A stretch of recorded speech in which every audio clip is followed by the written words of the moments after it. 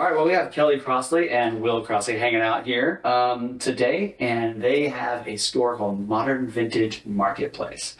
Why don't you just introduce yourself and give us your elevator pitch for what you guys do? Okay, I'm Kelly Crossley. We have, like you said, Modern Vintage Marketplace.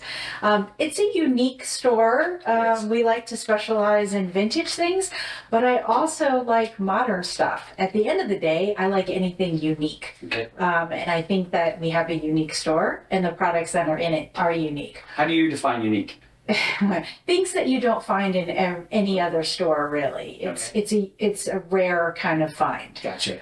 Is it one of those you know it when you see it type things? I think so. Okay. We like to call everything between vintage and new rescued. Oh, okay, I like that. And so we curate our stuff from estate sales or our own personal collection. I do hit a couple of thrift stores every now and then. I'm looking for the diamond in the rough, and I do find them every once in a Yeah, I while. have a lot of questions about that, so let's don't get ahead of Okay. ourselves too much. I want to back up a little bit because you are not a Colorado native, but you've been here a while, right? And you grew up in Florida? I did. In Boca Raton, which is kind of like a little paradise. I like Boca Raton. If you like that, tropical vacation-y vibe. Yeah. So what was it like growing up in Boca Raton? Well, I was born in Central Florida, and then my father decided to move my mother and I to Boca Raton, and we got there and we were like, there's nothing here. And we were out west, and this was in the 70s, and Okay. he was so like, it wasn't what it is now. no. Okay. And he was like, don't worry, I hear good things. And we were like, okay, there's like one grocery store, and there's like a 2-lane road. Oh, wow. It's And that then- small. Yeah, so it was really interesting for me to grow up in this, place that didn't have a lot, and then it just became this big thing that you hear referenced in movies and TV shows Yeah. and stuff. And I always laugh because people always say Boca Raton wrong. They say Boca Raton or something, and I laugh because I'm like, that is not how you say it. You know what's funny is we shoot a lot of professional pickleball, and it is like the mecca for professional pickleball. All the professionals live down It there. must be all the retired people that they I specialize in. think it's because they can play outside year round. They can play yeah. year round, That's so. true. It's pretty nice. Did you deal with hurricanes a lot growing up? I grew up on the Gulf Coast in Texas, and we had hurricanes all the time. So it was like a big part of growing There up. was a lot of warnings and watches, Okay. but we didn't really get slammed. Like even Andrew was probably the biggest hurricane everyone's heard of, Yeah. but that was so much further south. We got a little wind. It wasn't until I was much older that I went through like a full-blown Wilma, which was the same year that Katrina hit Yeah. Louisiana, that we really felt it, and Okay. it destroyed a lot of stuff around your home and stuff. Yeah, and so what did your parents do? Were they entrepreneurial? Sounds like your dad had some vision there. My father was a police officer Okay. for the longest time.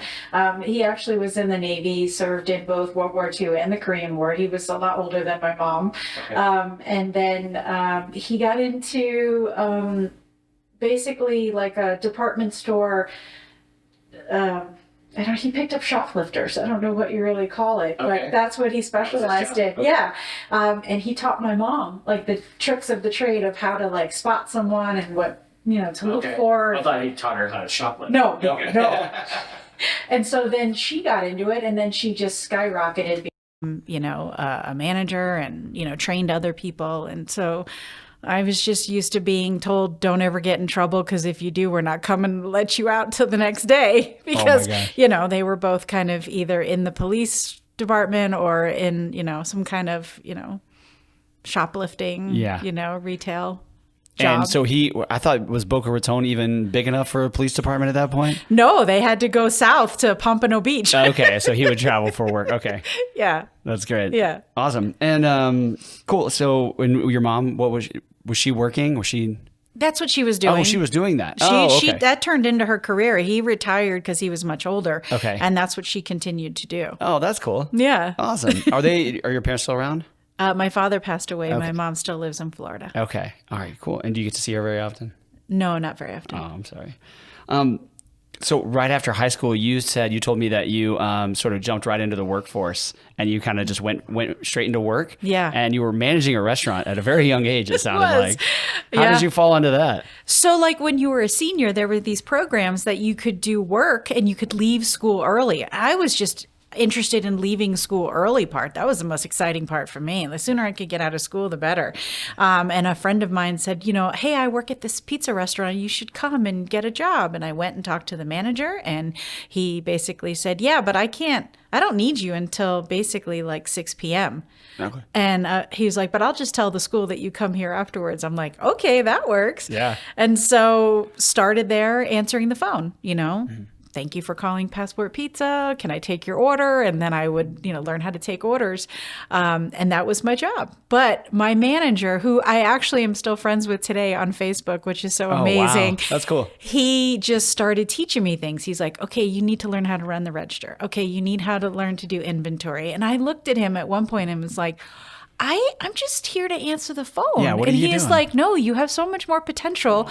And you don't see that in yourself at that young age. And so he just showed me everything and then told the owners, because it was a privately owned restaurant, he's like, she knows how to run this place. Yeah. And they were like, what? And so when I graduated, I didn't have the money to go right into school.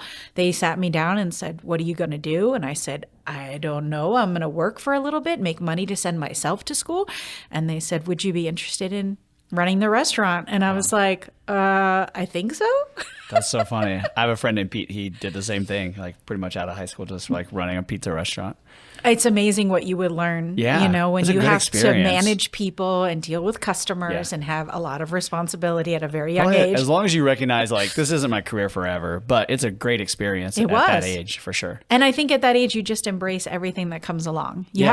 have to, right? Yeah. Good or bad, because I always tell my daughter, like, if you take on a job and you don't like it, now you've learned what you don't like, and which Yes. is just as important. I was just telling Justin, I was like, yeah, I think everyone at that age kind of needs, when you're young, you have to do some things that you learn that you don't want to do for the rest of your life. Like, I don't want to do that at all. How would you know I spent that a summer otherwise? like painting fences, and I was like, okay, I'm not a manual laborer, so I need to learn some skills that don't involve manual labor, because I don't want to do this forever. So I worked at U-Haul for a little bit. Like, I had some terrible jobs, but you learn exactly what you don't want to do, and then you'll get some better jobs and learn what you do enjoy doing and what you're good at. Yeah. So learning what you're good at is really important too. So are there things that so you have your store now?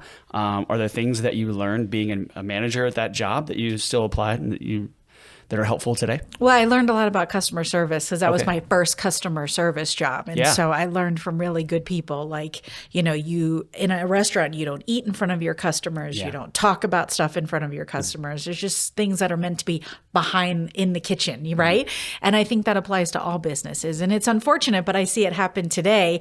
As a consumer, I'll be in a store and I'll see a manager and a clerk talking about another customer, and I'm standing there waiting to be helped. Yeah. And I'm like, this is not happening. Yeah, it's a bad experience. Yeah. No, I'm big on customer service. I Exactly. worked for Apple for a little bit, and I would fix computers. And people come in and they're so mad. They're so sad or just disappointed or whatever, and they're angry about their computer. And so it's like diffusing the situation and just like talking to them, treating them like a people, and setting proper expectations. Like all those like Yeah. customer service things are so important. I use those today in my video business with my clients. So it's great, those like jobs that you have that put you in a position to learn, new skills and new abilities, and figure out what you're good at and learn those things that you can kind of take to the next job and to the next adventure with you. So that's Build great. your toolkit. What was that? Build your toolkit. Exactly. Yeah. So it's crazy how terrible I was at certain things, but you learn along the way. So how did you guys end up in Colorado from Florida? Basically, just didn't want to raise. My ex-husband and I didn't want to raise my daughter there at the time. It was just changing. It wasn't what it was like when we both went to school there. And so in Florida, it's not welcoming. You're not welcome in the school as a parent. There's a big fence around the school. There's just a lot of separation. And so when I came to Colorado, I couldn't believe that I could just go to my daughter's school at any time that I wanted to. And I could just talk to teachers or a faculty, and there's not a big fence. And it was just a very different situation. And I really wanted her to grow up in that environment as opposed to South Florida. Okay. Did you have anything lined up here, or did you just move? I had an old boss who had left, and he came back to visit. We had dinner, and I told him we were thinking about, moving, and he said we should move to Colorado. And I was like, that's so far. Why would I want to go all the way to Colorado? And he's like, well, come out there and you can work for me, and I need your help. And I just threw it out there, and it just kind of worked, and we did it. Oh, that's great. I know. That's cool. And no regrets about that, I imagine, huh? Oh, no. People say all the time, why would you move here from Florida? Florida just seems so amazing. And I'm like, if you've never lived there, you don't understand.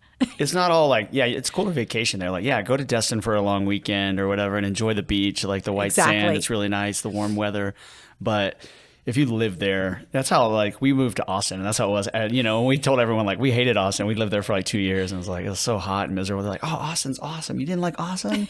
I'm like, well, yeah, if you go there for like a bachelor party, for a long weekend, and you hang out on the water, and, like, that's not life. You know what I mean? That actually sounds living great, there, right? Yeah. But when you actually live there, and it's like, you have to live there. It's Wednesday in August, and you're just 110 degrees. You can't even go outside. It's like, it's pretty miserable. Yeah, I get it. So Florida's very similar. The humidity is like crazy too. Off the charts. Yeah. I grew up on the coast, and it was the same way. It's just so much. When I go back and visit my family, my hair is like, you just walk outside and start sweating, So this specific store, the Modern Vintage Marketplace, has been kind of a dream of yours for a while? Or is this a new idea? I think it was a dream that I didn't even know that I had. Okay. You just think that your younger self subconsciously knew that you were going to do this? I know that now because of how many pieces, like how many relics I've pulled out of my personal storage bins in the basement, and thought, why in the world did I take really good care of this? Did I one day know that I was going to have a store that I could showcase it or sell it in? It's so funny. But in 2022, I just was kind of over the corporate environment, focusing on employee engagement during a pandemic. It was really hard. It was really hard for leaders too to adjust. And so that made somebody in my job even harder. I felt like the only cheerleader. They wanted everyone back in the office. I need to see your face to know you're working. And I'm like, but we have to figure out the right balance for people, and things have changed now. Yeah. And so I basically raised my hand and said, I think I would like a package, and I would like to be done. Oh, wow. And it kind of worked out. I know. And then, Will was like, my husband, he was like, what are you going to do now? I'm like, I don't know. That's the beauty, is that I can take a break. I haven't taken a break since I was 16 years old. Yeah. Even when I had my daughter, it was hurry up and get back to work, right? So it was nice to take that break. And it was during that time that I let myself just naturally gravitate towards what I wanted to do without overthinking it. And then it just kind of came to me like, what if I opened a store? Yeah. And I was like, wait, could I do that? Do you remember the first conversation with Will about it? Yeah. How'd that go? Well, I was selling online. I was like, just for fun. My friend was like, you should like find things that are, have value and sell them online. I'm like, really? She's like, oh yeah, it's so much fun. So I did it, and I liked it. Yeah. And then you seem like you're good at it. Yeah. And I shipped a frame, like a picture frame, a simple picture frame. And I wrapped it up, and the lady called me and she showed me a picture. It was in like 20 pieces. I was devastated. And I was like, oh, well, I'm only selling clothes now, because there's no way I'm going to do this anymore. And that's when I said, but I love glass and I love beautiful things. So I'm like, oh, what if I had a store, and then I wouldn't have to ship anything, and then people could come to me? So that was when I had my aha moment. Oh, nice. Yeah. So it wasn't the things that you were interested in, the vintage things, didn't necessarily lend themselves to be shipped all over the country, because they're just too fragile. They break too easy. Some of them really are. And I didn't realize I've seen some of the glass and stuff that's in your store. It looks very beautiful and very unique and very breakable. And I didn't realize I had such a fascination towards vintage glass. I love vintage glass. Like, it's just needs to be admired how it was made, what went into it, what still goes into it for, certain companies like Waterford today. They're still at it just like they were. And I think that I have an appreciation for that. And there are some things that I would never ship. Really? Never. And so now that you guys have to fill the whole store, How do you guys source most of your stuff? Where are you looking? Where are you getting stuff from? You mentioned some thrift stores, but I imagine you have a lot of other secrets and places that you're looking all the time. Well, when I knew I was going to open the store, I was stockpiling. I mean, our basement looked like a store. I had to have everything laid out, and I could see everything, inventory, everything. And I would go mostly to estate sales, because you think about it, estate sales are things like people didn't want to get rid of. Yeah. You know, it's the good stuff they wanted to hold that's on good to. too. Yeah, that's a good point. And That's perfect for you. What I've learned since I've opened the store, at this point, I am now at a daily rate where I have someone call or come in and say, "Are you taking stuff?" And I said, "What do you mean?" And they said, "Well, we're downsizing, we're moving, our kids don't want it, and we don't want to take it to Goodwill or the Ark, and we'd like to take it here." And I go, "Well, look around, I'm kind of full. Like, I need to move inventory, and then when I do, I will be in a better position to take stuff off of other people." So do you do that as like a consignment thing where people can leave it and get a commission, or is it you buy it from them and then turn around and sell it? I was adamant that I did not want to do consignment when I opened. And then these people come in and they're so nice. I have met the nicest people, and they all have a unique story about something they really have that they So would you get really. talked into it? I get talked into it, and I can't say no. Does that create a bit of a headache, paperwork headache and stuff? I'm learning as I go, and people are very patient with me. And I also called around and wanted to know what other stores would charge for consignment, and I was blown away. I think the first store I went into, they were like 60%. I was like, wait, you keep 60%, or the person who brings it to you gets 60? They're like, no, we keep 60%. I'm like, that's crazy. So I knew if I did it, I didn't want to be that consignment shop. Okay. So I basically tell everyone I do consignment by invitation. So, and I tell people when they call me on the phone, I say, "Have you ever been in my store?" They're like, "No, we haven't." I'm like, "Well, you need to come to my store, because then you'll understand what I'm looking for. I don't want run-of-the-mill stuff that you could find, at another place. You've got to bring me something unique." This isn't a fancy garage sale. This is you have to unique boutique. Yeah. And then when they bring them in, some lady brought in a fancy ostrich feather purse. It was just the coolest thing you've never seen. She goes, "Is this unique enough?" And I'm like, "Now you have my attention." All right, now we're talking. And then there are some situations where I'll just buy the stuff outright, because it's just a lot easier. But they know that I can't give them a lot because I have to mark it up. So they're really great. How do you figure out pricing for some of this stuff? Like, I saw a vintage pool game that you guys had. I'm like, how is it? What is that worth? How do you know that? I don't think I could survive without Google Lens. Okay. Google Lens is the greatest Google thing. Lens. That's where you just take a picture and it finds it online for you. Yes. What other people are trying to sell it for. Yeah, and it'll search the entire internet, as opposed to just going on eBay. It's just going to show you what's on eBay. Yeah. Okay. And what I've learned is there's so many sites out there that sell stuff, sites I've never even heard of before. Yeah. But it allows you to have a good range of what people are selling it for. It is very hard. It's like a house. People are like, "This house is great and I want to sell it for $800,000." And a poor, real estate person's like, "Well, it's not really worth $800,000." And so you have to show people the comps and say, "This is what has sold. It's proven, not what you're asking for," because you can ask anything. Because it's always more valuable to the person, right? Of course, they have it's sentimental value. Yeah, this has got to be worth $1,000. You're like, it's worth $30. So that's probably the hardest thing, is just doing the research. Okay. Going out there, finding out, trying to see if anything's actually sold. What did it sell for? And I've never used Google Lens. Does that work pretty good? It's very cool. That's cool. I'll have to show you. Okay, yeah, I'm interested. That's and really I cool. teach my customers. I want them to be educated. Yeah. Well, if they come to you with the knowledge already, they can, it saves you a lot of time too. Yeah. And I will show them, open your phone, Yeah. open Google, and then I say, "Now take a picture of this." And then they go, "Oh." And I said, "Isn't it neat? Now you're going to go home and you're going to go around your whole house." It's like an obsession. So do you have any items that you can't find anywhere else? Yes. That's pretty cool. But that's also a hard thing for me. Why? Because that means that it's rare. And that also means I don't know what to price it at. Yeah. So now That's true. I'm like, there's nothing else out there like this. How neat is that? Then I go, wait a minute. What if I ask for 50 and it's worth 500? Yeah. Yeah. So I'm kind of in a pickle sometimes. Oh, that's scary. Yeah, because you don't want to undersell it, right? No.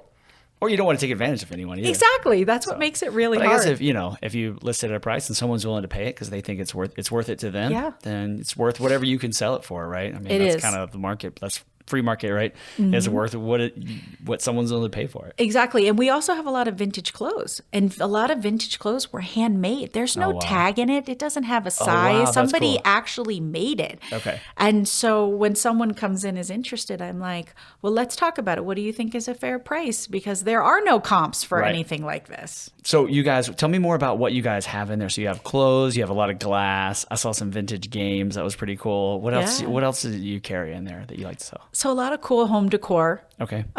We have, like, my husband likes to call them mantiques. Oh. Like old cars. Okay. Stuff that would go in like a man cave, Tonka maybe? stuff, and Oh, obviously like, metal signs that you may find like in a garage or a man cave. But I like that. But girls like it too. So it's not just mantiques, There are definitely girls who are into jeeping and off-roading, and they like it just as much. So I try not to, like make it like, okay, that section's just for men. It's for anybody, And it's really hard because even the clothes, when I'm doing inventory, I'm like, this isn't necessarily a male or a female item. It's a unisex item. Anybody could wear this sweatshirt. Anyone could, there are some things that are very unique, but I feel like we're moving towards more of a unisex kind of environment. Sure. Which is neat. So, Yeah. The lines are definitely blurred, especially in fashion. Yeah. So you can kind of wear whatever. And I love that we have men's clothes and we have men's shoes just as much as we have women's clothes and women's shoes, accessories, and and purses and bags and all kinds of Representation. stuff. I like it. Thank you. Appreciate that. Are there any other like crazy ways that you like stock the store? Have you ever like bought? I was thinking about like the storage wars or anything like that. You ever bought like an old storage unit? Well, one story is when we first opened, we had a woman come into the store and I thought she was a regular shopper. And she said, asked me, are you the owner? And I said, yes. And she said, well, I'm actually here. I'm a reporter and I'm here to write a story about you. And I was like, what? Really? And she's like, I don't understand. How did this happen? And she said, well, I get my nails done next door and I saw all the work you were doing and I looked up your website and I thought, modern vintage, that just sounds unique. And I got approval to come in and write a story about you. And she said, I don't know which local papers will pick it up. I write for Douglas County. And then she called us back and said 6 local papers picked it up. And I was like, that's crazy. And so it brought all this traffic in when we first opened. It was wonderful. And this couple came in and they basically said that his family was from Lafayette, Georgia, and that he packed up a storage unit in 1984 on I-25 in Arapahoe, and he's been paying for it for 40 years to just sit there. And I'm like, why do you still have it? Like, what is it? And he said, I'm the only one left of my family, my siblings, my aunts, my uncles, my parents, my grandparents, they're all gone. She didn't know what was in it? And no, he knew. I mean, he packed it, but he hasn't touched it. He's just been paying for it. And he's like, I think there's some really good stuff in there you might be interested in. And he's like, would you at least be willing to come look? And I said, I don't know, this is so new to me. I go, okay. And obviously I take my husband with me. And then he started to walk around the store and his wife was like, please, in 40 years, he has never once entertained letting somebody into that storage unit. So this is a big deal. She's like, please, I'm really done with it. So no telling how much they pay. I mean, I don't even know what a storage unit goes for, but I paid thousands and thousands of dollars to keep. I mean, you think over 40 years. I mean, he's definitely put a lot of money into holding on to it. So we went in there and, there was definitely a layer of dust because it was untouched. But we opened an armoire and there were clothes on wire hangers from the 40s that have just been sitting there. And there's just lots of boxes. You don't really know what's in there. Yeah. And it's so probably fun unpacking all that and going through it was. So we decided to a lot of work. make him an offer with a friend of ours who was interested in the furniture. You just offer kind of the whole thing? We just said, say, we'll take the whole thing. The whole thing. Yeah, and he was really great. He wanted like these big wooden letters that his father used to own a 5 and dime called Thurman's, and he wanted the letters that were on one of the stores. And so he took that, and we told him if we find anything personal letters, anything like that, we'll put it in a box and put it aside and give it to you. And he wanted to be there the day that we went through and moved it all out, and he was, and he loved just being part of it all. He's like, look at this, look at this. Oh, that's cool. How old was he? I guess he was in his late 60s, early 70s, maybe. Okay, so he's older. Is he really? Okay. Well, he might be a little older than that, but just a sweet couple. That's cool. And this was like right after you opened the store? Yeah, and I wasn't planning on this at all, but we have found the coolest relics that cool. I would have That's a never good story. found anywhere else. So how did you guys pick a location? Because you have a great location. Well, I live in Parker, and so I Okay. wanted to have a store in Parker. It was really cool to like, have a store where you live, be part of the local chamber of commerce, the whole thing. Yeah, yeah. And it was just really difficult. Rent was really high and I just couldn't do it. I was like, this is crazy. I can't afford. And then now once you know how much rent is, you start looking at everything else that you go into as a consumer and you Yep. look around and you're like, I bet you I know what the rent is here. Like, this Yep. is crazy. And then just ask Sometimes my, you go, how do they afford this? oh, I rent? definitely say Yeah, that. But all the time. I think that all the time. These like really like kind of nichey stores, I think there's one over there by you guys, like a stretch place. I'm just like, they have this great location and it's like, how much are they charging? How many people are going and getting stretches, well, maybe now Good it for helps them. consumers understand why they have to charge so much because rent is so Yeah. crazy. But we Well, just I did want to ask you, anyways, but so basically just rent prices and then that it is a good location, a lot of traffic right through there. So Well, we asked the broker to just expand and just keep going out. And she had found us some that were, far west of Littleton. And I was like, well, can we come back a little bit? And then she said, well, I have one. And she said, it's Littleton. And we looked it up and we were like, County Line and University is Littleton? And then somebody's like, no, it's Highlands Ranch. And then Yeah. someone else said, no, it's unincorporated Douglas County. Yeah, it's like it's no right on one the could tell border us there. like what it was. And well, then we live, found out. here in Highlands Ranch, and there's a lot of times like the USPS puts Littleton as our address, and Yep. sometimes they put Highlands Ranch. I don't know the difference. I don't know. If you put Littleton on here, it shows up at my house. If you put Highlands Ranch, it shows up at my house. So I don't even know what to put. No, And exactly. we live pretty far from Littleton, but Yeah. I don't know how it works. So I mean, the good thing is that I did like the space. It was like the perfect kind of size. I mean, we wanted a little bit bigger because we were thinking we could do like events and do like workshops and social gatherings and stuff. But I was like, okay, maybe that's down the road. Yeah, And that's phase 2. Yeah, let's just do baby steps. And the best part when we found out we were unincorporated Douglas County, because then the tax is only 5%. So that's great for me and for my customers. Good. So I was like, well, finally a positive. Yeah, yeah. And you mentioned in the thing you filled out for us, just sort of like the frustration a little bit with the red tape and a lot of the policies. Can you tell me about that? Like, what was the issues that you guys had getting the business open? I think that for me, I didn't know a lot about being a small business owner. And I think that landlords of shopping centers, they honestly are not, the nicest of people. Sure. I think that they're very transactional.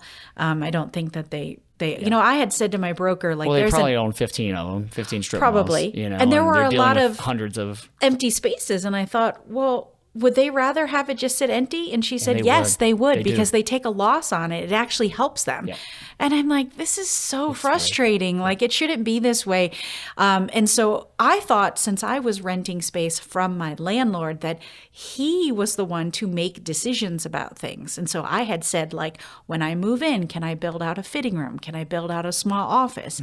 And he was like, yes, you can. And then he said to me, if you want to do this work, here's a guy that if you use my guy, you don't have to get permits. So he was like making up the rules as he went along. And I didn't know this because I thought he is the expert, the final person to tell me what I can and And he can't do in wasn't? his space.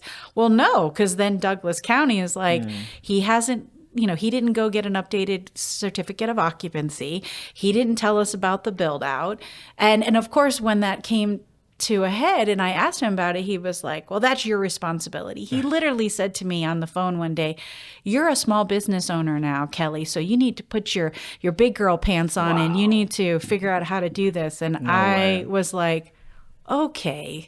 So this is pretty cutthroat. Yeah. I didn't realize it was like this. That's You're on your frustrating. own. I think that's what you deal with whenever you deal with people who are doing this all the time, right? They're bitter because they've been burned in the past and they just want to take the shortcut, take the easiest, the path of least resistance, right? So he told you this stuff, you went and asked someone that you probably he didn't want you to ask, and he got mad. So you're like, I want to do this the right way. Yeah. And he's like, you should have done it my way. And cheap then way. when I said that, like, well, I didn't know, and I would rather just work with Douglas County and explain, this is what happened. I didn't know. I think that's the right thing to do. And he was like, you can't do that. You can't tell them. He actually told my husband, like, you guys will go to jail if you tell them that. And I'm like, who is building this out guy? a fitting room. Like Are you that's crazy. really? You'll get a slap on the wrist. So that was the issues with the landlord, and then there's also been issues with Douglas County. Just we feel that they don't recognize it's 2024. They originally came back, the architect firm, and said, well, you have to have a water fountain. I go, a water fountain? Why? Who has a water fountain anymore? And who's going to drink out of it, even if I had one? Yeah. And then they said, like, you need a commercial mop sink. And I'm like, I'm less than 1,400 square feet that you can walk around in. Yeah. And I can I'm hit not it with going to a do an Swiffer. old... Exactly. Yeah. Swiffer is so much cleaner than an old school mop and dirty water. And so Yeah, I'm a sort of these little archaic. I'm a little perplexed about how to navigate this right now, because I just don't think that their codes are up to date, that they've, they realize what is going on. And I'm like questioning all the other spaces I go into. So I walk into spaces and I'm like, do you have a water fountain? Do you have a mop Where's your sink? mop? And I'm like, this is ridiculous. So this is what I'm dealing with. This is the unfortunate part. Good thing I like my store and I love my customers. Like, we have a lot of repeat customers. It makes it all worth it at the end of the day. That's great. I imagine most of your customers are a little older. No, you Younger. would be surprised. Really? I have some high schoolers come in, that's and I cool. get It is very really exciting. cool and kitschy right now to like be vintagey. Yes, this girl came in and she said, "Did you grow up in the 80s?" And I said, "Actually, I did." And she said, "What was it like? What did people wear?" And she's like, "My mom tells me that guys wore really tight jeans." I'm like, "Yeah, they did actually, now that I think about it." She's like, "That's so crazy." And so she specifically wanted things that were vintage. And I love that, because they have an appreciation for things that a lot of, I know my own daughter doesn't really have an appreciation for. I think you will. I think you go through phases. I go through phases, and I'm interested in different, different. Yeah. I grew up in. I didn't grow up in the 80s. I was born in the 80s. But I have older siblings, and so all my everything I was into and I grew up in the country, so we were 5 years behind everyone else, right? If it was cool in California in the 70s, it finally made it to us in the mid 80s. So. And then I have older siblings. So all my favorite movies, my wife pointed out, she's like, all your favorite movies came out before you were born. But I would watch them when I was 6, 7, 8 years old. But that's because that's when they got to us. But And my that's brother was awesome. into them, So my brother's 7 years older than us. So it's Karate Kid came out the year I was born. And it's my favorite movie. So I like vintagey things like that as well. So what do you have a favorite, a singular favorite piece in your store? It's hard. I have a couple of favorite pieces. I had one vase that I had found at Salvation Army. I just happened to go in one day and it was sitting there on the shelf, and I was looking around For real? am I getting punked right now? There's no way that that's sitting there. It had no chips, no cracks. It was done by an artist, and it had this whole concave bubble effect to it. And it was my showcase piece. Everyone who came in would go to it and be like, "This is amazing." And I'm like, "Yeah, try to pick it up." Well, don't, but use 2 hands, please, because it's full lead crystal, and it was so heavy and it was so beautiful. Have you ever liked something so much from your store that you bought it from yourself? No, but it's hard to take stuff to the store. Sometimes I just want to take it to my house and not go to the store, and I have to talk myself out of it. Could you restock your store with stuff at your house right now? Well, my basement still has all the overflow. It has a lot of stuff. Okay. Yes, and I bring new stuff in every single day. I put something new out in the store. Oh, okay. And so as soon as something leaves, I'm like, well, what am I bringing in tomorrow? So what are y'all's, you and Will, what are y'all's different roles? It sounds like you kind of find things and put it in the store, you style it. What is Will doing for the store? He's like my social media manager. He is Okay. all over social media. Does 'cause marketing? I'm not a big, person on TikTok or anything like that. And so he makes these videos and he talks. I saw some of those. They were fun. He's like, "Okay, today you have to talk." I'm like, "Well, I'll talk, but I don't want to be on camera." And he's like, "Oh, okay, fine, I'll do it." That's the whole point. Yeah. So we have fun showcasing different specialty items. Mother's Day is coming up, and graduation is here, and so we try to highlight for people. We have really cool gifts that you could give that's so good. for Mother's Yeah, Day or that's so smart. graduation. We did one for the May 4th. May the 4th be with you. We did all our Star Wars stuff. Oh, and, cool. So we just do stuff Do you have like a that. vintagey Star Wars section? Well, things go so fast. So things like Star Wars, things like Star Trek, probably. Star Trek, also Any Nightmare old Before vintage Christmas. toys like Furbies or any sort of old vintagey toys, I feel like probably would. I mean, that's what I would be interested in. Yeah, we do have some, and I learned from my customers. So we had an old Ouija board game. And this younger girl came in with her mom, and she was interested in it. And she said, "Can I open it up?" I'm like, "Of course." And she's, she was explaining the little dial that you hold with your fingers. She was telling me what it was called. I didn't even know what it was called. And then she was telling me, if you ever find any of these in the future, you want the ones with the wooden director, whatever that thing is called. And I said, "Really?" She said, "Then those are very vintage, that they were made out of wood." So she said, "Yours is plastic, but yours has the pin on it. And the pin allows you to narrow in on the letter, and they stopped doing that." And so she said, "Actually, this is part of my collection." She collects Ouija boards. That's So kinda cool. it was really neat to like I learn love it from when people someone. just get into whatever they are into. Just like, get That in your weird happens a hobby. lot. Yeah, collect your weird things. Just be weird and own it. I love that. Yeah. And we have a lot of requests. People come in and they're like, this girl came in, she's like, "I'm looking for a standing ashtray." And I was like, "Oh, me too. That sounds so neat. I don't have one. Standing ashtray. Yeah. That's awesome. And, so I had a record player. I wanted to bring in a record player, play my own vinyl at Christmas time. We brought it in, we set it up. She came in and she's like, "How much for the record player?" And I was like, "Actually, it's not really for sale. Like, I bought it for the store." And she's like, "No, you don't understand. I just redid my basement, and that will look perfect in my basement." She was relentless, and she wore me down, and I sold it. And she was so cute because when she got home, she took a picture of it and she sent it to me. Oh, that's cool. So that I could see. That's how you know your customers love you. I When they're just sending was- you pictures of the things they bought in your store. I was like, texting "That you. is so sweet, girl. Thank you." That's and very then cool. she's like, "Okay, if you find any other stuff like this or this or this, you call me." Okay. And so we So actually, people are sending you out on mission. they do. And I don't mind because I'm like, "Hey, when we're out, we find stuff, like, I'll call you." And so I have a list on my spreadsheet at work of the people's names, phone numbers, email, and then I have what they're looking for or what they like. That's cool. And then we call them and say, "I have it. I can't hold it for you necessarily, but you should come by and check it out." And they're like, "Great, thanks." Cool. And they show up. And they do, which is great. Well, that's great. So how long have you guys been in business again now? November 1st, we opened. Okay. So it's been 6 7 months? 7 months? Yeah. That's good. And what are kind of your biggest challenges right now? Probably we don't have our big light up sign yet on the building. Okay. And again, that's because of permits, because of waiting for the updated CO. So it's just this trickle effect of everything that takes so happens. long. So I get a lot of calls from people who are like, "I'm in the parking lot, but I don't see you." And I'm like, "Okay, I'm between this and this." "Oh, okay." And so we try to put like sandwich signs out by the road to direct people. That And visibility. so it's hard. Yeah. no visibility. And we have, When do you guys expect to get that in? I don't know. I wish it was tomorrow, but it'd probably be a couple more months. Okay.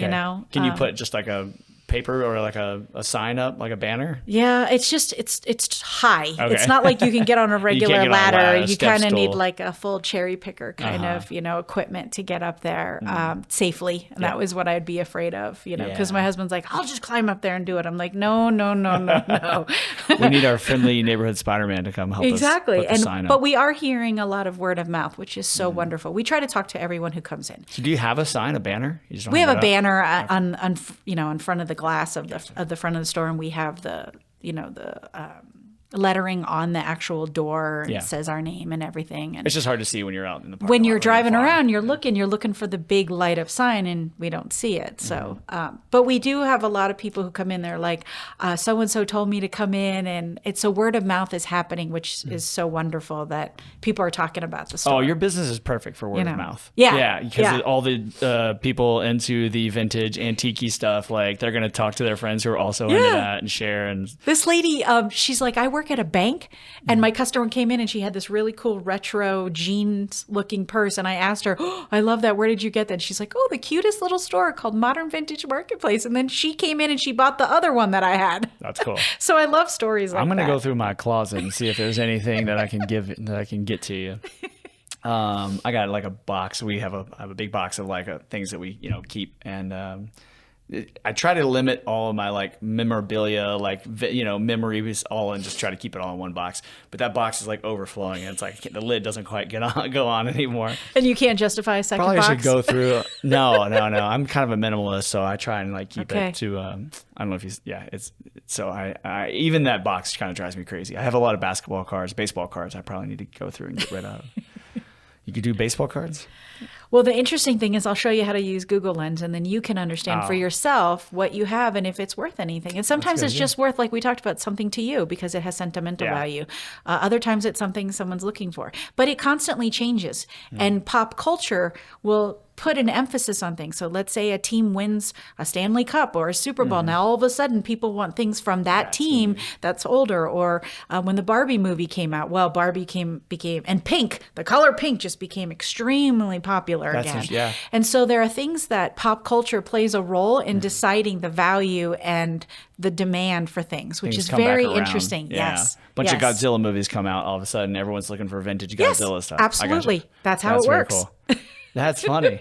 So you got to look out ahead and maybe even like kind of anticipate like, oh, it looks like there's this type of movie coming out. There's going to be a Superman renaissance in 6 months. Let me start collecting like Superman stuff. Yeah. Garfield's coming out. The Garfield movie is coming out. So now I'm all of a sudden So interested in Garfield stuff. Yes. Because that's what people will want. You know, they're like, oh, we just went to the Garfield movie and, you know, I want a pair of Garfield socks or something fun, you know. Okay. I make sure I have it. That's cool. I love that. I love that. So cool. Well, tell me like where people can find you, and then where can they find you online? What's your TikTok and all that? Like, how can people get a hold of you? All of our social media is MVM Retail. So at MVM Retail, you can find us across all the social media sites. Okay.